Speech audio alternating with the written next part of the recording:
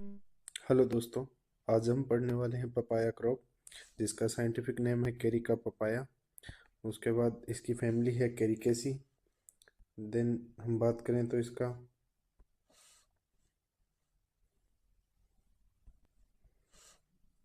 जो centre of origin है वो है ट्रॉपिकल अमेरिका। देन इसके क्रोमोसोम नंबर कितने हैं? 18। ट्रॉपिकल अमेरिका में देखा तो किस किस का सेंटर ऑफ ओरिजिन था? एक गुआवा और सपोर्टा का। ठीक है। देन क्रोमोसोम नंबर की बात करें तो 18। 18 क्रोमोसोम नंबर और किस में होते हैं? रूटेसी फैमिली के अंदर। रूटेसी फैमिली किसकी फैमिली है?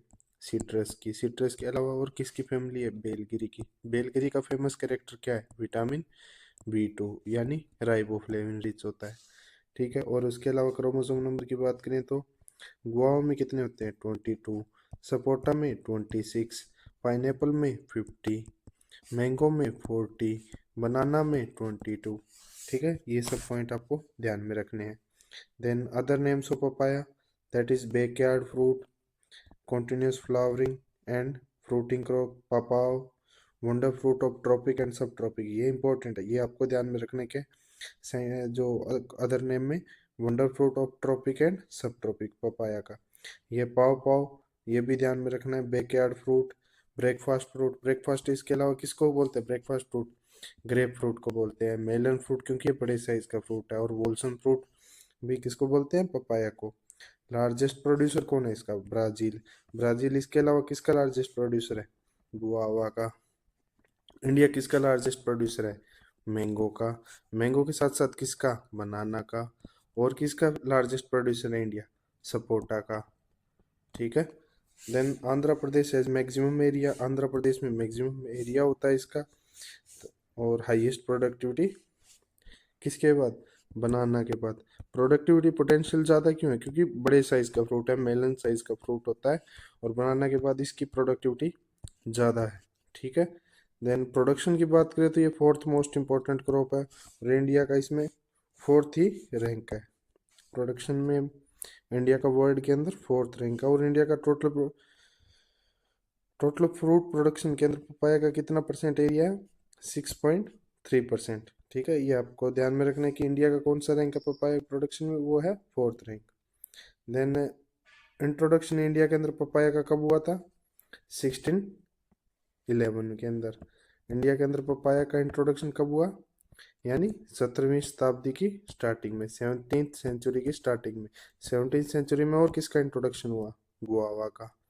ठीक है। ये चीज़ों से आपको ध्यान में रखना है। पेपेन कंटेंट इसमें कितना होता है? जो पेपेन के अंदर प्रोटीन कंटेंट कितना होता है? पेपेन यानी जो फ्रूट होता है जब वो 3/4 मेच्योर, यानी 100 डे या 80 to 100 या 90 to 100 डेज का जो फ्रूट होता है, उसको जब हम इन सीजन लगाते हैं 0.3 सेंटीमीटर का, तो उससे जो लेटेक्स निकलता है उसको पेपेन बोलते हैं। और उस पेपेन के अंदर प्रोटीन कितना है? 72.2%। ठीक है। ये सब पॉइंट आपको ध्यान में रखना है। Then enzyme present in dried latex of papaya. कौन सा एंजाइम प्रेजेंट होता है पपाया के अंदर? पेप्सिन एंजाइम प्रेजेंट होता है। Papaya is the second most richest in vitamin A. Vitamin A सबसे ज़्यादा किसमें होता है? मैंगो के अंदर। वो कितना होता है? 4800। ठीक है। उसके बाद किसमें? पपाया में। पपाया के बाद किसके अंदर? एप्रिकॉट के अंदर। ठीक है। तो ये आपको ध्यान में रखना है। देन एंजाइम कौन सा होता है? जो पेपेन होता है उसके अंदर पेप्सिन एंजाइम होता है। ठीक है। वो क्या, एक प्रोटियोलाइटिक एंजाइम है जो मीट टेंडराइजिंग और टेक्सटाइल इंडस्ट्री में काम में आता है। और इसके अलावा जो कार्पाइन ऑब्टेन्ड होता है पपाया से, वो हार्ट स्टिमुलेंट और डायूरेटिक के लिए काम में आता है। पेपेन से क्या करता है? ऑयल एक्सट्रैक्ट करता है। किससे? ट्यूना फिश के लीवर से। तो पेपेन के हमने दो काम देखे, प्रोटियोलाइटिक एक्टिविटी एंड उसके बाद और क्या काम था? मीट टेंडराइजिंग और टेक्सटाइल इंडस्ट्री के अंदर काम में आता है। और फिश से ऑयल निकालने के काम में आता है। विटामिन ए का कंटेंट इसमें ज़्यादा होता है। सी का इंपॉर्टेंट नहीं है, ये अपना ध्यान रखो तो कोई दिक्कत नहीं। विटामिन ए का कंटेंट कितना होता है? 20 इंटरनेशनल यूनिट पर 100 ग्राम। देन हम बात करें तो provide more income per hectare area, क्योंकि ये मेलन साइज का फ्रूट है, बड़े साइज का फ्रूट है। बनाना के अंदर भी फ्रूट तो छोटे साइज का है, लेकिन क्लस्टर बियरिंग होती है, तो उसकी वजह से क्या हो जाता है, जो फ्रूट लगता है एक प्लांट पे बहुत ही ज़्यादा अमाउंट में लगता है। और ये बड़े साइज का फ्रूट होने के कारण एक फ्रूट पे जितने अमाउंट में लगता है, और इसके लिए पर हेक्टेयर के अंदर जो प्रोडक्शन का होता है वो बहुत ही ज़्यादा होता है, जिससे हाई रिम्यूनरेटिव क्रॉप बोल सकते हैं हम इसको, या फिर हाई इनकम या मोर इनकम पर हेक्टेयर में ये देता है। उसके अलावा जो पेपेन के यूज़ की बात करें, पेपेन का क्या क्या यूज़ में होता है, वो हमने देखा अभी मीट के टेंडराइज करने में, लेदर बनाने में, clarifying agent, pre shrinking of wool, manufacturing of chewing gum. ये किस में देखा था हमने, ये देखा था सपोटा के अंदर। सपोटा के अंदर भी ऐसे ही काम में आ रहा था। ठीक है, देन ये जो येलो पिगमेंट होता है पपाया का, ये आप बहुत ही इंपॉर्टेंट है, ये आपको ध्यान में रखना है। येलो कलर का पिगमेंट कौन सा है, कैरिका जेंथिन। रेड कलर का किसका है, एंथोसाइनिन। ठीक है, और जो गुआवा के अंदर रेड और पिंक कलर का पिगमेंट था, वो किसकी वजह से था, लाइकोपीन की वजह से। ट्रॉपिकल क्लाइमेट का फ्रूट है, सब ट्रॉपिकल में भी ग्रो हो सकता है, और क्लाइमेट्रिक फ्रूट है। ठीक है, यानी हार्वेस्ट होने के बाद भी ये पकता रहता है, या इसलिए हम इसको 3/4 या मतलब थोड़ा कच्चा हार्वेस्ट कर सकते हैं, और उसको बाद इसको आर्टिफिशियली पकाया जाता है पोटेशियम की हेल्प से। ठीक है, देन पपाया एक डे न्यूट्रल प्लांट है। डे न्यूट्रल प्लांट की एक ट्रिक बताई थी आपको, BGMP, बनाना, गुआवा, मैंगो और पपाया, BGMP। ठीक है, इससे आप याद रख सकते हैं कौन कौन से डे न्यूट्रल प्लांट है। देन शॉर्ट डे प्लांट एक आपको ध्यान में रखना था, कौन सा, पाइनएप्पल। उसकी जो स्मूथ सिनाइन कल्टीवर है वो क्या है, शॉर्ट डे कल्टीवर है। देन एप्पल क्या है, लॉन्ग डे प्लांट है। पपाया क्या है, थर्मो सेंसिटिव प्लांट है, टेम्परेचर से इफेक्ट होता है। टेम्परेचर से इसमें क्या प्रॉब्लम आती है, इसकी सेक्स रिवर्सल की प्रॉब्लम देखने को मिलती है। दो ऑप्टिमम टेम्परेचर इसकी ग्रोथ के लिए कितना है, 22 से 26 डिग्री, या 30 से 35 डिग्री तक की भी सर्वाइव कर जाएगा, लेकिन 35 से ज़्यादा होगा, टेम्परेचर ज़्यादा होगा तो क्या प्रॉब्लम आएगी हमें पपाया के अंदर, टेम्परेचर ज़्यादा होने से फीमेल स्टेरिलिटी यानी मेलनेस इंक्रीज होगी। और किस किस से मेलनेस इंक्रीज होगी, फोटो पीरियड ज़्यादा होगा। ठीक है, फोटो पीरियड यानी लाइट ड्यूरेशन ज़्यादा अवेलेबल होगी तो मेलनेस इंक्रीज होगी, टेम्परेचर इंक्रीज होगा तो मेलनेस इंक्रीज होगी। इसके बाद अलावा और क्या प्रॉब्लम, हार्मोन। हार्मोन अगर हम साइटोसिन और जिब्रेलिक एसिड डालेंगे तो मेलनेस इंक्रीज होगी। ऑक्सिन और इथाइलिन की अगर एक्सेस होगी तो फीमेलनेस इंक्रीज होगी। वहीं अगर कूल इन्वायरमेंट होगा तो फीमेलनेस इंक्रीज होगी। ठीक है, और शॉर्ट डे कंडीशन होगी तो फीमेलनेस इंक्रीज होगी। ये सब पॉइंट आपको ध्यान में रखना है। अगर ड्रॉट कंडीशन आई, वहीं ड्रॉट कंडीशन होगी तो क्या होगी, फ्लावर में स्टेबिलिटी आएगी, कोई सा भी फ्लावर अच्छे से काम नहीं कर पाएगा। ठीक है, then high temperature during the flowering cause क्या करता है, स्टेरिलिटी किसमें, फीमेल के अंदर, तो जिससे कि क्या ज़्यादा होगा, मेलनेस इंक्रीज होगी।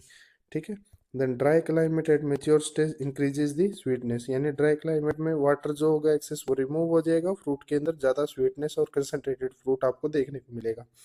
फ्रूट अटेन लो TSS, यानी अगर कूल क्लाइमेट होगा तो फ्रूट के अंदर जो वाटरी कंडीशन है वो ज़्यादा देखने को मिलेगी, जिससे TSS कम देखने को मिलेगी। ठीक है, वेरी सेंसिटिव टू फ्रोस्ट, ये हम कह सकते हैं कि जो पपाया का प्लांट है वो लगभग हर्बिशियस या शर्ब टाइप का प्लांट होता है, तो उसके वो क्या किसके लिए वो होता है सेंसिटिव, फ्रोस्ट के लिए, स्ट्रॉन्ग विंड के लिए, और वाटर स्टेगनेंट के लिए। वाटर लॉगिंग कंडीशन के लिए भी सेंसिटिव होता है, फ्रोस्ट के लिए, स्ट्रॉन्ग विंड के लिए। स्ट्रॉन्ग विंड के लिए पपाया की एक फेमस वेराइटी है पूसा जायंट। पूसा जायंट किसके लिए रेजिस्टेंट है, स्ट्रॉन्ग विंड के लिए रेजिस्टेंट है, या टॉलरेंट बोल सकते हैं हम। ठीक है, उसके अलावा जो इसका कल्टीवेशन है 1000 metre above from sea level पे कर सकते हैं। अगर लार्ज डे नाइट टेम्परेचर में डिफरेंस होगा, यानी डे नाइट टेम्परेचर के अंदर अगर लार्ज डिफरेंस होगा तो मोर फीमेल फ्लावर देखने को मिलेंगे। ठीक है, उसके अलावा रेनफॉल की बात करें तो रेनफॉल 1500 टू 1800 सेंटीमीटर, और जबकि बनाना में क्या होता है 1800 टू 2200 सेंटीमीटर देखने को मिलती है। कूल क्लाइमेट और 10 स्मॉल साइज का फ्रूट हो गया यार, लो एसिडिक और स्मॉल साइज का फ्रूट देखने को मिलेगा कूल क्लाइमेट के अंदर, लो TSS और स्मॉल साइज का। ठीक है, देन फर्टाइल डीप और organically rich soil is most ideal for papayas cultivation के लिए। स्लाइटली एसिडिक सॉइल और अप्रोक्स न्यूट्रल सॉइल, एलुवियल और medium black soil is preferred for papaya cultivation. ये तो बेसिक सी बात है, ये तो आपको याद रह जाएगी। Then papaya can not withstand water stagnation, hence proper drainage is required, ये भी हमने पीछे डिस्कस कर ही लिया था। इसके अलावा बेरी टाइप का इसमें फ्रूट टाइप देखने को मिलता है। बेरी यानी मल्टी सीडेड बेरी, बहुत सारे सीड देखने को मिलते हैं। और उसके अलावा अगर हम बात करें तो बेरी किस किस में देखने को मिलता है, बेरी टाइप का फ्रूट देखने को मिलता है बनाना के अंदर, बनाना के अलावा गुआवा के अंदर, गुआवा के अलावा सपोटा के अंदर। ठीक है, जो अभी हमने पढ़े हैं उनमें से ये इतना में देखने को हमें मिलता है। जबकि पोमग्रेनेट भी एक बेरी का टाइप है, बेरी के अंदर भी स्पेशली बलूस्टा टाइप। और जो ऑरेंज है, ऑरेंज के अंदर भी बेरी टाइप का ही होता है, लेकिन वो भी स्पेशली एस्पेरेडियम टाइप का है। ठीक है, और हमने पाइनएप्पल में देखा था, पाइनएप्पल में कौन सा फ्रूट है, मल्टीपल फ्रूट है। कैसा फ्रूट है, सोरोसिस टाइप का। और एग्रीगेट फ्रूट किस में देखने को मिलता है, एग्रीगेट फ्रूट देखने को मिलता है स्ट्रॉबेरी में। ठीक है, ये पॉइंट आपको ध्यान में रखने हैं। इन्फ्लोरेसेंस इसका साइमोस टाइप का। अगर मेल इन्फ्लोरेसेंस की बात करें, स्पेशली मेल फ्लावर की बात करें, तो मेल फ्लावर इसका होगा पेनिकल टाइप का। पेनिकल टाइप किस किस में देखने को मिलता है, मैंगो के अंदर, ग्रेप्स के अंदर। ठीक है, और फीमेल फ्लावर होगा वो इसका साइमोस टाइप का देखने को मिलेगा, साइमोस सोलिटरी टाइप का। साइमोस टाइप का और किस में देखा था, सपोटा के अंदर देखने को मिला था। ठीक है, साइमोस टाइप का इन्फ्लोरेसेंस किस में देखने को मिला है, सपोटा के अंदर और female flower of papaya. Then जो हर्माफ्रोडाइट फ्लावर होगा वो होगा साइमोस टाइप का। इसके अलावा हम बात करें तो जो मेल फ्लावर होगा वो इलोंगेटेड होगा, और जो फीमेल फ्लावर होगा वो थोड़ा सा मोटा होगा मेल फ्लावर के कंपेयर में। ठीक है, देन मीजोकार्प इसका एडिएबल पार्ट है। मीजोकार्प और किसका एडिएबल पार्ट था, वो था हमारे मैंगो का। बनाना के अंदर क्या था एडिएबल पार्ट, बनाना के अंदर एडिएबल पार्ट है एंडोकार्प और मीजोकार्प। उसके अलावा गुआवा के अंदर एडिएबल पार्ट क्या था, पेरिकार्प और थैलेमस। सपोटा के अंदर क्या था एडिएबल पार्ट, मीजोकार्प। ठीक है, देन क्लिस्टोगेमी फाउंड होती है, इसमें क्लिस्टोगेमी देखने को मिलती है। क्लिस्टोगेमी और किस में देखने को मिली थी हमें, सपोटा के अंदर। ठीक है, यानी जब फ्लावर ओपन हो जाएगा उसके बाद इसमें क्या होगा, पोलिनेशन होगा। ठीक है, और इसमें हम कह सकते हैं विंड से पोलिनेशन होता है, और विंड के अलावा इंसेक्ट से पोलिनेशन होता है। ठीक है, then axillary current season growth पे बियरिंग होती है, सेम एज कैसा, गुआवा के अंदर भी ऐसा ही होता है, करंट सीजन पे ग्रोथ पे बियरिंग होती है। जबकि बनाना में कैसा होता है, बनाना में ओल्ड सीजन पे ग्रोथ पे बियरिंग आती है। देन पेराइटल टाइप का प्लेसेंटेशन है। एक्साइल टाइप का किस में था, बनाना और गुआवा के अंदर एक्साइल टाइप का प्लेसेंटेशन देखने को मिलता है। डबल सिग्मोइड ग्रोथ देखने को मिलती है। डबल सिग्मोइड ग्रोथ कर्व किस में देखने था हमें, सीडेड बनाना में। ठीक है, और उसके अलावा किस किस में था, गुआवा के अंदर, सपोटा के अंदर क्या था, डबल सिग्मोइड ग्रोथ कर्व। और अभी पपाया के अंदर भी हमने देख लिया double sigmoid growth curve. Pollination की बात करी थी, एनिमोफिलस यानी एयर से, और एंटेमोफिलस यानी इंसेक्ट से भी होता है। Then male flower appear on 24th leaves while the female flower on 18 to 20th leave. यानी जो नीचे की लीव्स होगी, अगर hermaphrodite वो बाइसेक्सुअल, और सॉरी हम बोले तो गाइनोडाइसिस अगर हमारा वेराइटी है, तो उसके अंदर लोअर साइड के जो फ्लावर्स होंगे वो होंगे फीमेल फ्लावर, और अपर साइज के जो ऊपर पे जो फ्लावर होंगे वो होंगे मेल फ्लावर। वैसे ही मैं बनाना में देखा था, जो जो टिप पे फ्लावर होंगे वो कौन से, मेल फ्लावर। जो उससे नीचे वाले फ्लावर होंगे वो क्या होंगे, फीमेल फ्लावर। ठीक है, देन जो फ्लेवरिंग कंपाउंड है पपाया के अंदर, यह इंपॉर्टेंट आपको ध्यान में रखना है, लीना लूल टाइप का फ्लेवरिंग कंपाउंड इसमें देखने को मिलता है। जो फ्लावरिंग और फ्रूटिंग आती है कब स्टार्ट होती है, बनाना आपने पपाया की प्लांटिंग कर दी तो उसके 5th मंथ यानी 5 मंथ के बाद उसमें फ्लावरिंग देखने को मिलेगी आपको। Then staminate flower flowering in summer, pistillate flower flowering in winter. Staminate flower flowering in summer का मतलब क्या है, अगर टेम्परेचर ज़्यादा होगा तो हमें मेलनेस ज़्यादा देखने को मिलेगी, यही ये पॉइंट लिखा हुआ है। Male flower bear fruit in summer that is called carpellody, ये ध्यान में रखना। बेस्ट न्यूट्रिएंट एनालिसिस के लिए पिटियोल ऑफ 4th लीफ, यानी टिप से 4th लीफ जो होगी उसका पिटियोल से हम अगर जो न्यूट्रिएंट एनालिसिस करेंगे तो वो हमें अच्छा रिजल्ट यानी बेटर रिजल्ट, या फिर हम देख बताएंगे कि बेस्ट रिजल्ट मिलता है न्यूट्रिएंट के परस्पेक्टिव से। देन जो बेंजाइल बेंजोथायाजोल और 2 acetic acid oxy acetic acid है, वो क्या करता है, फ्लावर इनिशिएशन को हेस्टन कर देता है, और प्रमोट क्या करता है, लोअरिंग जो बड्स होती है इसमें फ्लावरिंग प्रमोट करता है। ठीक है, देन उसके अलावा जो इंपॉर्टेंट पॉइंट है GA3 इंक्रीजिंग दी मेल फ्लावरिंग, अभी हमने बताया था जो साइटोकाइनिन और जिब्रेलिक एसिड किसको इंक्रीज करेंगे, मेलनेस को। ऑक्सिन और इथाइलिन किसको इंक्रीज करेंगे, फीमेलनेस को। यही ये देखे टीपा, टीपा एक टाइप का indole butyric acid acetic acid का टाइप है, वो किसको इंक्रीज कर रहा है, फीमेल टाइप को। Male to female to male का रेशियो कितना रखना चाहिए हमें फ्लावरिंग में, 10:1। ठीक है। देन स्टेमन कार्पेलोइडी होगी तो हमें कैट फेस टाइप का फ्रूट देखने को मिलता है। ठीक है। देन गाइनोडाइसियस वेराइटी कौन सी है, पूसा मेजेस्टी, हाईएस्ट पेपेन यील्ड और निमेटोड रेजिस्टेंट वेराइटी है ये। पूसा मेजेस्टी जो वेराइटी है उसमें सबसे ज़्यादा पेपेन यील्ड देखने को मिलती है। उसके अलावा कौन सी वेराइटी के अंदर पेपेन ज़्यादा देखने को मिलता है, CO5 के अंदर 1400 से 1500। ठीक है, इतना पेपेन देखने को मिलता है पर हेक्टेयर यील्ड में हमें। कौन सी, गाइनोडाइसियस वेराइटी पूसा मेजेस्टी के बाद CO5 में। जो पूसा मेजेस्टी है वो निमेटोड रेजिस्टेंट वेराइटी है। कुर्ग हनीड्यू के सिलेक्शन ऑफ हनीड्यू, हनीड्यू को हम क्या बोलते हैं, मधु बिंदु, IIHR से डेवलप्ड है और बेंगलोर से फर्स्ट हर्माफेरोडाइट वेराइटी है ये। कुर्ग हनीड्यू क्या है, फर्स्ट हर्माफेरोडाइट वेराइटी है। जो रांची टाइप की वेराइटी है, रांची वेराइटी है जो किसकी, पपाया की। इसके अंदर मेल, फीमेल और हर्माफेरोडाइट तीनों टाइप के फ्लावर देखने को मिलते हैं। तीनों टाइप के फ्लावर देखने को मिलते हैं। इस कंडीशन को क्या बोलते हैं, पॉलीगेमस, पॉलीगेमस या ट्राइमोनोसियस। ठीक है। देन सनराइज सोलो एक वेराइटी है, सनराइज सोलो गाइनोडाइसियस टाइप की वेराइटी है, पिंक फ्लैश। यानी जो गाइनोडाइसियस वेराइटी है वो पिंक और रेड फ्लैश देखने को मिलेगा अंदर से, और येलो फ्लैश किस में देखने को मिलेगा हमें, डाइसियस वेराइटी में। पिंक फ्लैश वेराइटी है हवाई की, ये आपको ध्यान में रखना है। सनराइज सोलो कहाँ की वेराइटी है, हवाई की। और इसके अंदर क्या, ये कोई भी मेल प्लांट नहीं प्रोड्यूस होता। ठीक है, ये इंपॉर्टेंट पॉइंट इसका। सनराइज सोलो एक बहुत इंपॉर्टेंट वेराइटी है जिसके अंदर कोई भी मेल प्लांट प्रोड्यूस नहीं होता। पिंक फ्लैश वेराइटी है, कहाँ की, हवाई की, हाई कैरोटीन कंटेंट होता है। अभी हमने 3 वेराइटी देखी है, पूसा मेजेस्टी इसमें हाई पेपेन कंटेंट होता है फर्स्ट, हर्मोफ्रोडाइट कुर्ग हनीड्यू और sunrise solo. Then Taiwan blood red variety है। Then Surya variety, sunrise solo और pink flesh colour pear shape variety है। पियर शेप वेराइटी कौन सी है, सूर्या और अर्का सूर्या, सनराइज सोलो। और उसके अलावा हम बात करें तो रेड लेडी एक एग्जोटिक वेराइटी है पपाया की, वो भी एक गाइनोडाइसियस वेराइटी है।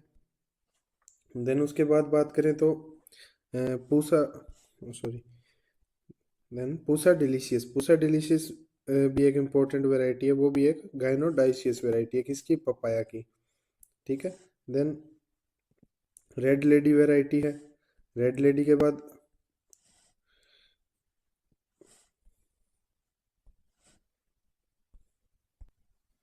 CO3 वेराइटी है। CO3 किस किस के क्रॉस से बनी है, CO2 और सनराइज सोलो के क्रॉस से।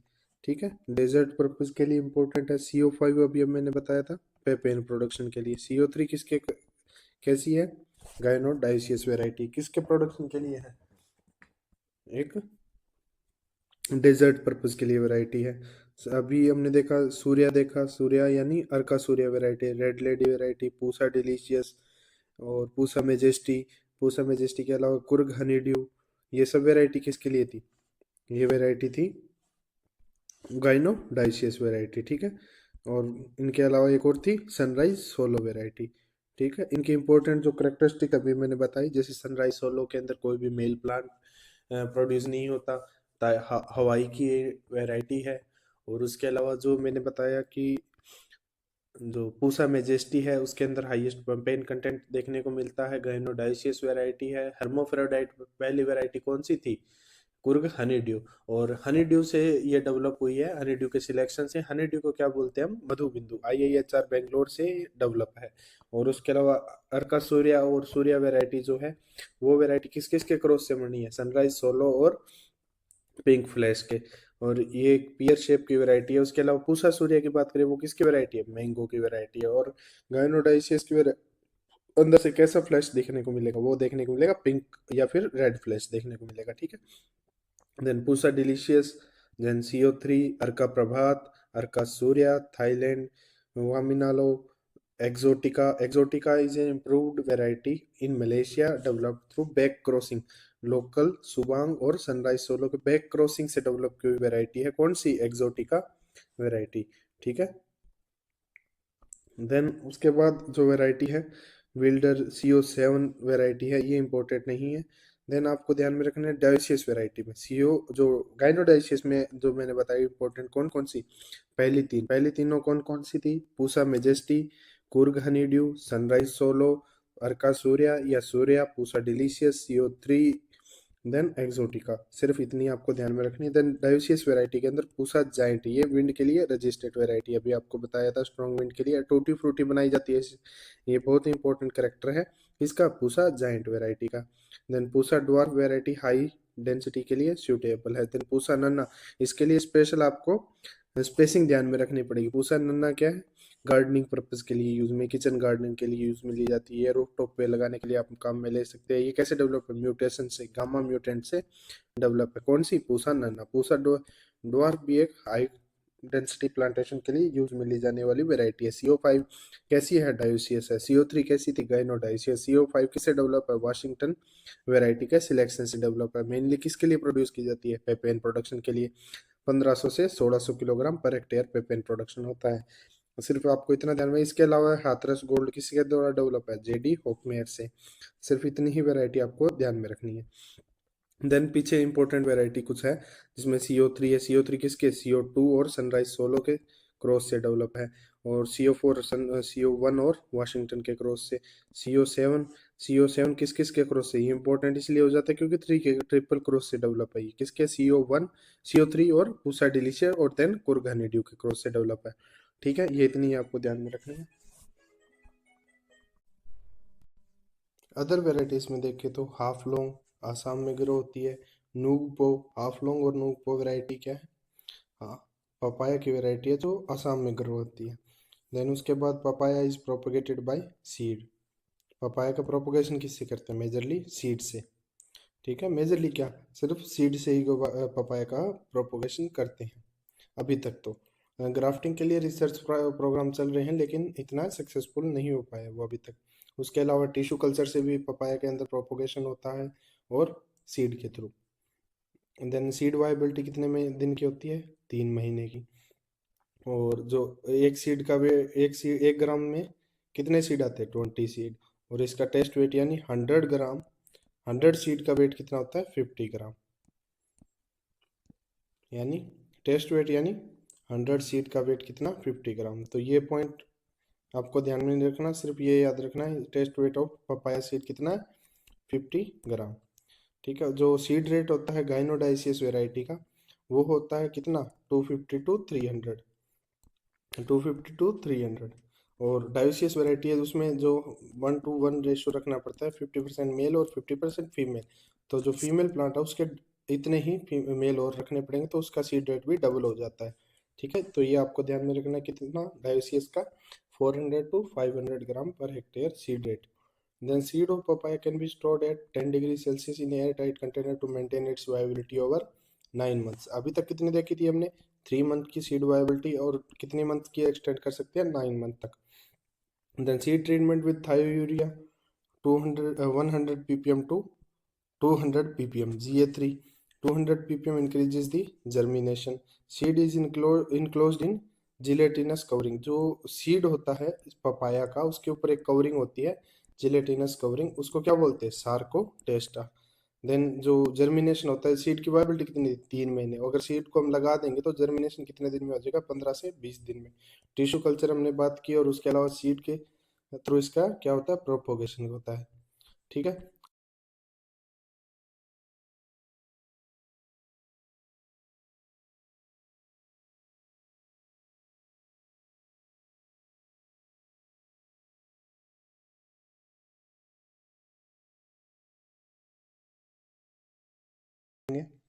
प्लांटिंग। प्लांटिंग में हम क्या करते हैं, जो प्लांटिंग होती है फ्रोस्ट प्रोन एरिया के अंदर, पपाया की प्लांटिंग की जाती है जून और जुलाई में। और हम बाकी टाइम बाकी जगह पे कर सकते हैं जब फ्रोस्ट ना हो, यानी फ्रोस्ट प्रोन नहीं है तो कर सकते हैं हम जनवरी टू मार्च के अंदर भी और जून जुलाई के अंदर भी। और पिट साइज का कितना साइज रखेंगे, शॉर्ट हाइट का प्लांट होता है तो इसलिए हम पिट साइज रखते हैं 16 to 60 सेंटीमीटर।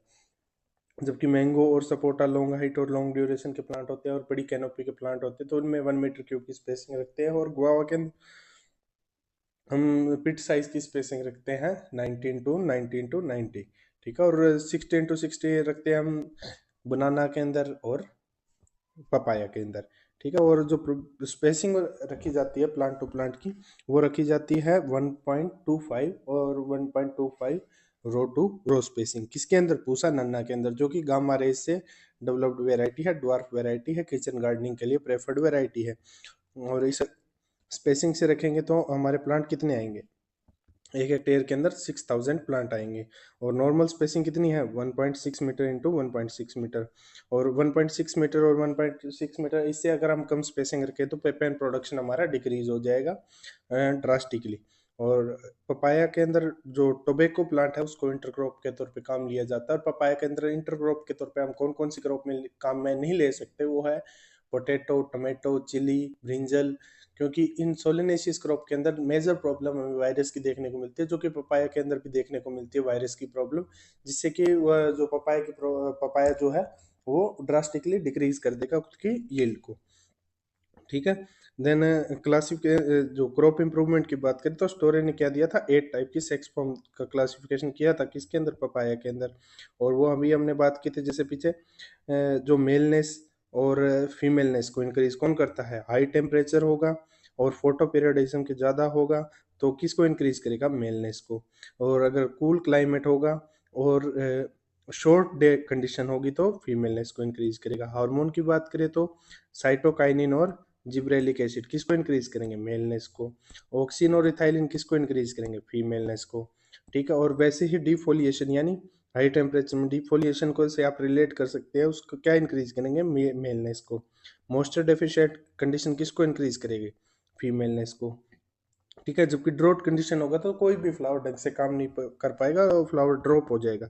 और सेक्स फॉर्म के अंदर जो जीनोम साइज से रिप्रेजेंट करते हैं वो स्मॉल एम से रिप्रेजेंट करते हैं। स्मॉल एम किसको रिप्रेजेंट करेगा? फीमेल फ्लावर को या फिर स्टेमिन एपिस्टिलेट कंडीशन को। जबकि कैपिटल एम किसको रिप्रेजेंट करता है? मेलनेस को। कैपिटल एम स्मॉल एम किसको रिप्रेजेंट करेगा? मेलनेस को। कैपिटल एम M2 या फिर MH इंटू स्मॉल एम, ये किसको रिप्रेजेंट करेगा? हार्मोफ्रोडाइट कंडीशन को, ठीक है। और इसके अलावा हम बात करें तो अगर कैपिटल एम होगा तो वो क्या होगा? लीथल होगा प्लांट के लिए, वो एग्जिस्ट ही नहीं करेगा, ठीक है। देन हम बात करें जो सीड प्रोडक्शन के तौर पे बात करें तो मेलनेस टू फीमेल रेशो कितना होता है डायोसियस प्लांट के अंदर? वो होता है 1:1। डायोसियस गाइनोडायोसियस वेराइटी के अंदर मेलनेस फीमेल का रेशो क्या होता है? 2:1, ठीक है। जो मेलनेस कंट्रोल कौन करता है? Satellite chromosome. और जो जीनोम साइज कितना होता है पपाया का? 272 मेगा बेस पेयर, ठीक है। देन पपाया के अंदर कलर जो होता है रेड कलर गाइनोडाइसियस वेराइटी के अंदर, वो किससे कंट्रोल होता है? रिसेसिव जीन से। रेड स्किन कलर गाइनोडाइसियस वेराइटी के अंदर देखने को मिलता है सिर्फ। देन उसके अलावा हम बात करें तो इम्पोर्टेंट पॉइंट पपाया के अंदर जो सोलो सीरीज है वो जेई हिगिंस ने डेवलप की थी। और sib mating means crossing of male and female progenies of same parent, यानी सिब के अंदर क्रॉसिंग कराना सिब मेटिंग, ठीक है। सनराइज सोलो के अंदर मेल प्लांट डेवलप नहीं होता, कहाँ की है? हवाई की वेराइटी थी ये। और ट्रांसजेनिक वेराइटी पपाया की दो फेमस ट्रांसजेनिक वेराइटी है, sun up and rainbow variety. Coat protein से ट्रांसजेनिक हवाई से डेवलप है बाय डेनिस गोन्सलेव, जो साइंटिस्ट थे उन्होंने डेवलप की थी। ये रेजिस्टेंट है किसके लिए? पपाया रिंग स्पॉट वायरस के लिए डेवलप्ड है, रेजिस्टेंट है। और उसके अलावा पपाया की स्पीसीज की बात करें तो पपाया के अंदर पपाया केरिका कैंडामारेंसिस, केरिका पपाया इसकी जो मेन स्पीसीज है। उसके अलावा केरिका कैंडामारेंसिस माउंटेन पपाया है, इसकी हाइट 10 मीटर तक जाती है। केरिका कॉलीफ्लोरा रेजिस्टेंट है, इसके अंदर बड़े साइज का फ्रूट आता है। केरिका मोनोइका मोनोसियस टाइप की स्पीसीज है। केरिका पेंटागोना पेंटागोना डाइसियस प्लांट प्रोड्यूस करता है, जबकि ये रेजिस्टेंट है वायरस और फ्रोस्ट के लिए। केरिका कॉलीफ्लोरा भी रेजिस्टेंट है, केरिका पेंटागोना भी रेजिस्टेंट है। केरिका कोर्सिफोलिया क्या है? हार्डी स्पीसीज यानी एबायोटिक कंडीशन के लिए ये रेजिस्टेंट स्पीसीज है, केरिका कोर्सिफोलिया। देन लेटेक्स की बात करें या पेपेन प्रोडक्शन की बात करें, जो भी हमने पीछे डिस्कस कर लिया था कि हाफ और 3/4 मैच्योर यानी 190 to 100 डेज का जो फ्रूट होगा उससे हम पेपेन एक्सट्रैक्ट करेंगे। 0.3 सेंटीमीटर डीप का कट लगाएंगे जिससे भी पेपेन हमारा एक्सट्रैक्ट होगा। पेपेन की सेल्फ लाइफ को बढ़ाने के लिए पोटेशियम मेटाबाइसल्फेट जो स्टोरेज के लिए काम में आता है उसका हम यूज़ करेंगे। पेपेन के लिए हमें मॉर्निंग में कट लगाना होगा, लॉन्गिट्यूडनली इंसाइज कट लगाएंगे, डीप के लिए चारों साइड में, ठीक है।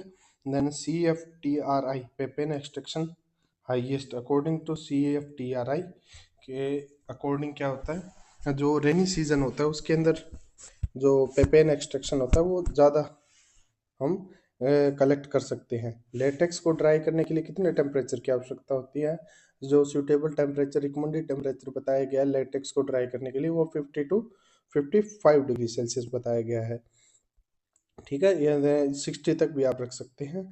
और पेपेन प्रोडक्शन अगर इंक्रीज करना है तो ethereal 200 ppm, indole butyric acid 20 to 50 ppm और जिब्रेलिक एसिड 100 से 200 ppm तक स्प्रे करेंगे। पेपेन की एनुअल यील्ड कितना है, वो है पर हेक्टेयर पर ईयर कितना 250 to 350, जबकि 1500 से 16 किस्म था CO5 के अंदर पर हेक्टेयर यील्ड हमने देखा था।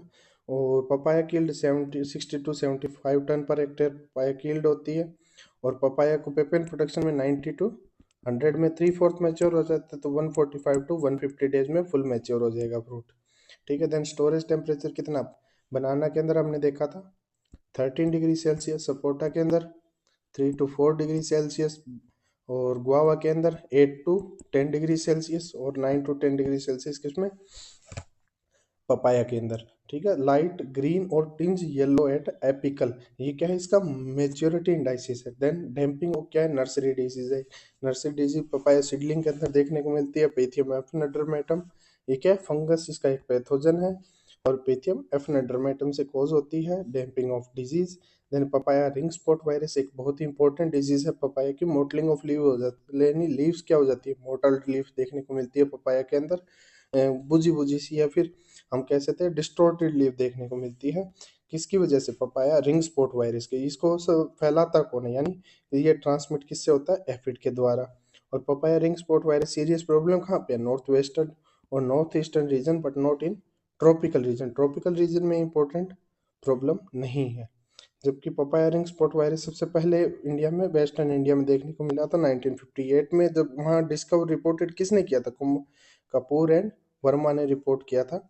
और पपाया कॉलीफ्लोरा किसके लिए रजिस्टर्ड है, ये भी किसने, कपूर एंड वर्मा ने डिस्कवर किया था 3 साल बाद, 1958 में ये डिस्कवर हो, 1961 में इसके लिए रिंग स्पॉट वायरस के लिए रेजिस्टेंट स्पीसीज डिस्कवर की थी कपूर एंड वर्मा ने। वाइल्ड पपाया, वाइल्ड जो leaf curl leaf curl mosaic virus है वो किससे स्प्रेड होता है, वो होता है वाइट फ्लाई से। पपाया के अंदर ये दोनों रिंग स्पॉट वायरस और लीफ कर्ल वायरस दोनों ही मेजर प्रॉब्लम कोज करते हैं। इसके अलावा एफिड गोसिपी एफिस जो मोजिक वायरस को ट्रांसफर करना है मेजर पेस्ट है। पपाया का डिस्को पपाया, जो ऑल पिंक फ्लैश कलर जो वैरायटी है उनको डिस्को पपाया के नाम से जानते हैं। Fourth leaf best nutrient analysis के लिए काम में ली जाती है। इसके अलावा जो पोटेशियम होता है वो रिक्वायर होता है किसके, TSS कंटेंट और लेटेक्स और एंजाइमेटिक एक्टिविटीज के लिए। इसके अलावा जो हेवी फीडर है, पपाया हेवी फीडर है क्योंकि लार्ज साइज के फ्रूट इसमें डेवलप होते हैं। और उसके अलावा हम बात करें तो बनाना भी एक हैवी फीडर है, 200 to 250 ग्राम ईच NPK के अंदर रिक्वायर होता है। रिंग मेथड बेस्ट मेथड है, रेड लेडी और जिंदा इसकी एक वेराइटी है, ठीक है। पाउडर में ओडियम कैरी की papaya Punjab sweet Punjab PAU से डेवलप है। ये एक इम्पोर्टेंट पॉइंट, जो पपाया के अंदर निमेटोड की प्रॉब्लम देखने को मिलती है वो कौन सा है, मेलेटोगाइनी और रेनिफॉर्म, यानी रोटिलेंचिस रेनिफॉर्मिस, ये क्या है, निमेटोड है जो पपाया के अंदर देखने को मिलता है। उसके अलावा जो डैम्पिंग ऑफ हमने देख ही लिया था उसको स्टेम रोट या फिर फुट रोट डिजीज भी बोलते हैं। देन उसके अलावा जो कैरी का कॉलीफ्लोर है उससे हम क्या ट्रांसफर करेंगे, पपाया रिंग स्पॉट वायरस से कंट्रोल करने के लिए जीन ट्रांसफर करेंगे। देन जो स्किन फ्रिकलिंग पपाया में किसकी वजह से देखने को मिलती है, कैल्शियम की डेफिशिएंसी की वजह से और बोरॉन की डेफिशिएंसी के वजह से पपाया में क्या देखने को मिलता है, बम्पी स्किन और कैल्शियम की वजह से क्या होता है, स्किन फ्रिकलिंग, ठीक है। Thank you.